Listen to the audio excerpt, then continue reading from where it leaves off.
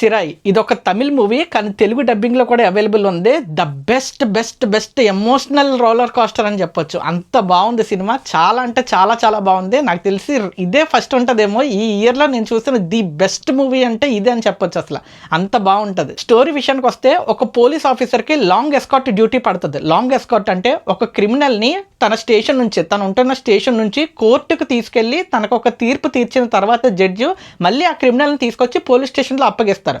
ఇలా ఒక క్రిమినల్ని ఒక చోట నుంచి ఇంకో చోటుకు తీసుకెళ్ళి తిరిగి తీసుకొచ్చే డ్యూటీని లాంగ్ ఎస్కార్ట్ అని పిలుస్తాం. అలాంటి లాంగ్ ఎస్కార్ట్ డ్యూటీ పడిన ఒక పోలీస్ ఆఫీసర్కి తనకు ఒక క్రిమినల్ వచ్చిన ఒక ముస్లిం అబ్బాయి ఉంటాడు. ఆ ముస్లిం అబ్బాయి సో అతనితో ట్రావెల్ చేస్తాడనమాట. ఈ జర్నీలో తన లవ్ స్టోరీ చెప్తాడు. ఆ అబ్బాయి అబ్దుల్లా అన్న అబ్బాయి తన లవ్ స్టోరీని చెప్తాడు. సో ఆ లవ్ స్టోరీ ఏంటి, ఆ లవర్ ఎవరు, ప్రతిసారి కోర్టుగా అమ్మాయి ఎందుకు వస్తుంది, ఇంకా 5 ఏళ్ల పాటు వాడి కోసం ఇంకా ఎందుకు వెయిట్ చేస్తుంది, ఆ అబ్బాయి చేసిన క్రైమ్ ఏంటి, ఎవరిని చంపాడు, ఎలాంటి పరిస్థితుల్లో చంపాల్సి వచ్చింది, చివరికి ఆ అబ్బాయి విడుదల అయ్యాడా లేదా, అండ్ వీళ్ళిద్దరూ కలిసారా లేదా అనే దాన్ని చూపిస్తాడు.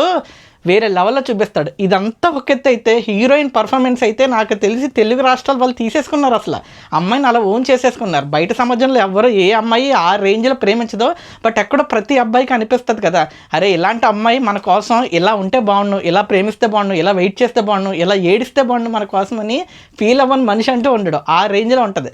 అసలు ఈ అమ్మాయి అందరికీ ఎక్కేసింది, అసలు జమ్ జమ్మని ఎక్కేసింది. ఇన్స్టాగ్రామ్ మొత్తం ఫీడ్ అంతా ఈ అమ్మాయే ఉందన్నమాట.